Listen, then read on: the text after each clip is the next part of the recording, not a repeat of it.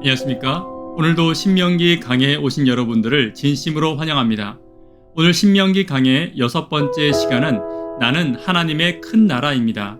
나는 하나님의 큰 나라입니다. 라는 제목으로 하나님 말씀 증거하도록 하겠습니다. 본문의 말씀 신명기 4장 8절에 있는 말씀 함께 읽습니다. 오늘 내가 너희에게 선포하는 이 율법과 같이 그 규례와 법도가 공의로운 큰 나라가 어디 있느냐? 신명기의 첫 3장은 지금까지 주님께서 그들을 어떻게 인도해 오셨는지에 대한 역사를 살펴보는 과정이었습니다. 신명기 4장에서는 이제라는 단어로 시작되며 그 역사 가운데 배운 교훈을 오늘 우리가 어떻게 살아야 할 것인가에 대한 현실적인 신앙의 이야기를 말하고 있습니다. 신명기 4장은 이제 우리가 무엇을 해야 할지에 대해 말하며 그 첫 행동을 듣는 것이라고 말하고 있습니다. 듣는다는 것은 신명기 여러 곳에서 발견되는 중요한 단어로 쉐마라고 말합니다. 이것은 단순히 듣는 것에서 끝나는 것이 아니라 실천하는 것을 포함하고 있습니다. 보통 가정에서 부모님들이 자녀들에게 제발 엄마 말 좀 들어라 라고 훈계할 때 잘 들어라 라는 말 속에는 단순히 소리로 전달되는 정보를 인식하라는 말이 아니라 그 말하는 바를 삶으로 따르고 순종하라고 요청하는 것과 같은 것입니다. 주님께서는 과연 이스라엘 백성들에게 무엇을 듣고 무엇을 따르라고 요청하고 계십니까?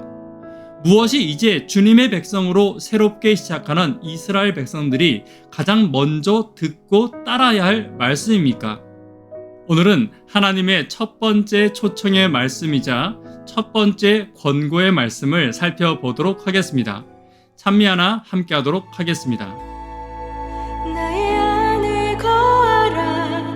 나는 내 하나님이니 모든 환난 가운데 너를 지키는 자라. 두려워하지 말라. 내가 널 도와주리니 놀라지 말라. 내 손 잡아주리라. 나의 안에 거하라. 나는 내 하나님이니 모든 환난 가운데 너를 지키는 자라. 두려워하지 말라. 내가 널 도와주리니 놀라지 말라. 내 손 잡아주리라. 내가 너를 지켜하여 불렀나니 너는 내 것이라. 내 것이라. 너의 하나님이라. 내가 너를 보배롭고 존귀하게 여기노라. 너를 사랑하는 내 여호와라. 첫 번째 하나님의 말씀은 가감하지 말라는 것입니다. 온전히 지키라는 것이죠. 신명기 4장 1절로 2절 함께 읽습니다.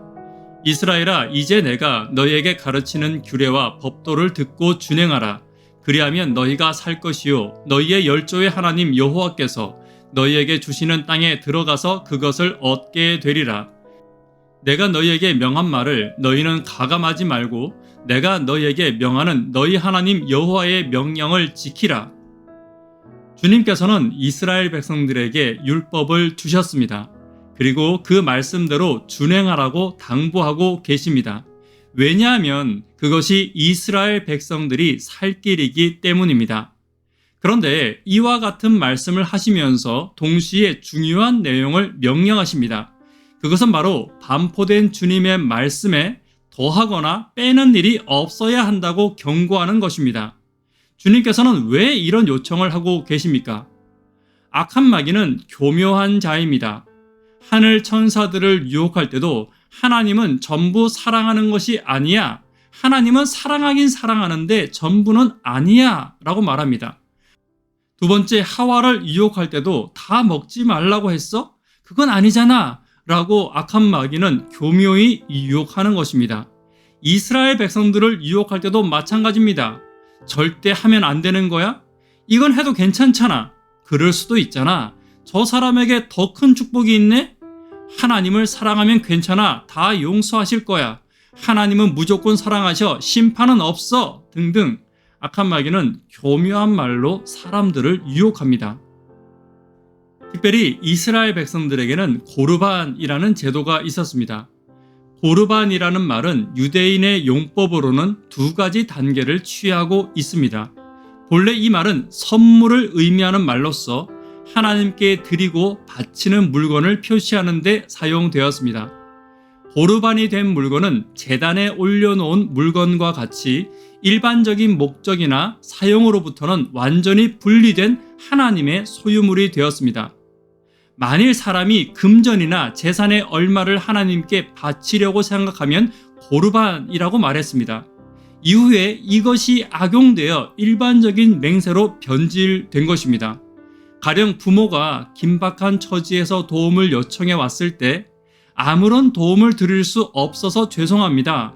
왜냐하면 내가 가지고 있는 것은 하나님께 바친 것이므로 드릴 물건이 나는 아무것도 없습니다 라고 말하기도 했다는 것입니다.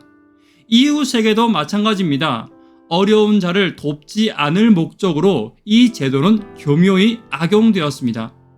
이스라엘 백성들은 고르반이라는 유대교의 전통을 악용하여 부모를 공경하라는 5번째 계명을 교묘히 빠져나갈 꼼수를 부렸습니다. 또 내 이웃을 내 몸과 같이 사랑하라는 10계명을 어길 수 있는 합법적인 전통도 만들어 놓은 것입니다. 그래서 하나님께서는 모세에게 이렇게 말씀하십니다. 내가 너희에게 명하는 말을 너희는 가감하지 말고 내가 너희에게 명하는 너희 하나님 여호와의 명령을 지키라. 모세는 이스라엘 백성들에게 다시 한 번 더 당부하고 있습니다. 가감하지 말라. 온전함을 잃지 말라라고 말하는 것입니다. 이 말씀은 오늘날 하늘 가나안 접경에 이른 우리에게도 동일하게 선포되는 말씀입니다. 우리의 구원과 영생을 위해 선포된 은혜의 율법에 그 어떤 것도 가감하지 않고 온전히 순종하는 저와 여러분이 되기를 간절히 바랍니다. 신명기 4장 3절로 4절 함께 읽습니다. 여호와께서 바알보올의 일을 인하여 행하신 바를 너희가 목도하였거니와 바알보올을 쫓은 모든 사람을 너희 하나님 여호와께서 너희 중에서 진멸하셨으되 오늘 너희의 하나님 여호와께 붙어 떠나지 않는 너희는 오늘까지 다 생존하였느니라. 모세는 반포된 율법 외에 아무것도 가감되지 말아야 할 것에 대한 역사적 예증으로 바알보올의 반역을 이야기하고 있습니다.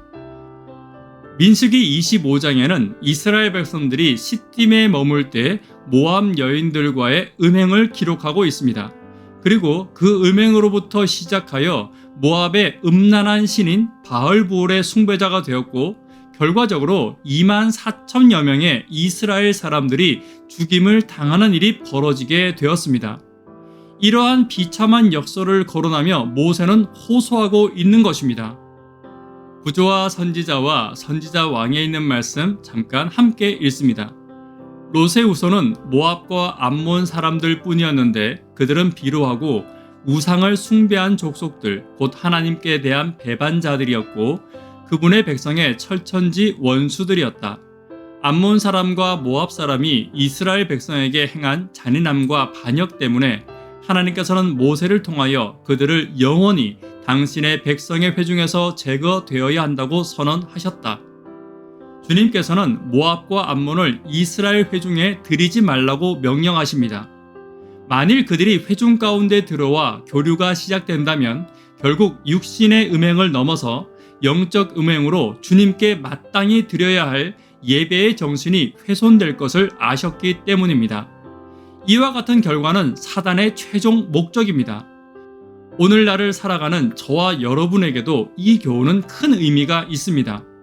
매우 사소한 일상생활 중이라도 주님께서 금하신 죄악과의 교류가 시작되거나 주의 말씀이 하나씩 가감되기 시작한다면 결국 우리는 영적으로 무너질 수밖에 없습니다.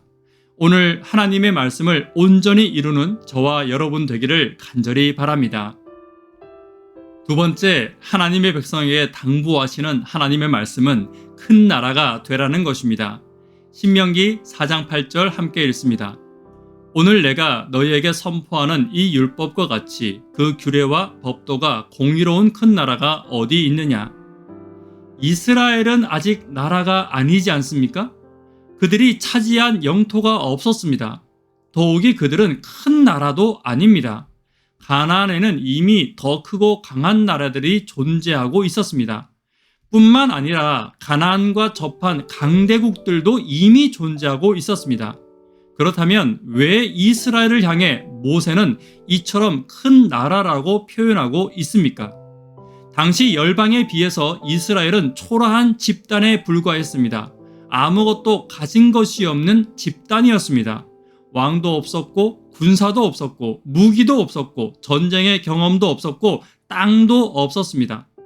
그러나 열방들은 이스라엘을 두려워했습니다.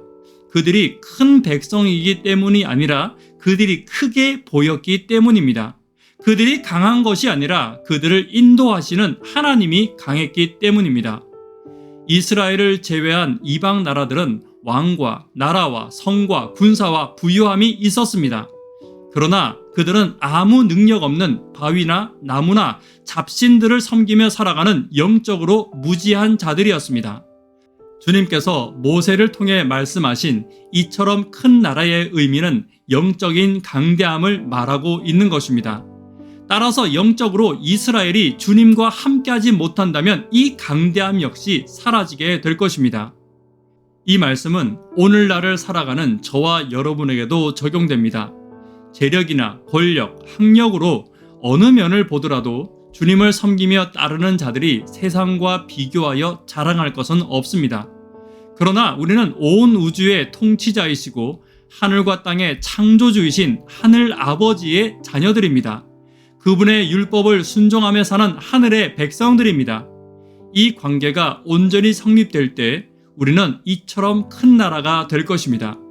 연약한 우리를 불러 큰 나라라 칭찬하시고 또 그렇게 이루어 주실 우리 주님께 감사드리며 순종함으로 그 복을 받아 누리는 저와 여러분 되기를 간절히 바랍니다. 중요한 것은 이것입니다. 강한 나라가 되기 위해서는 강한 자와 함께 있어야 합니다.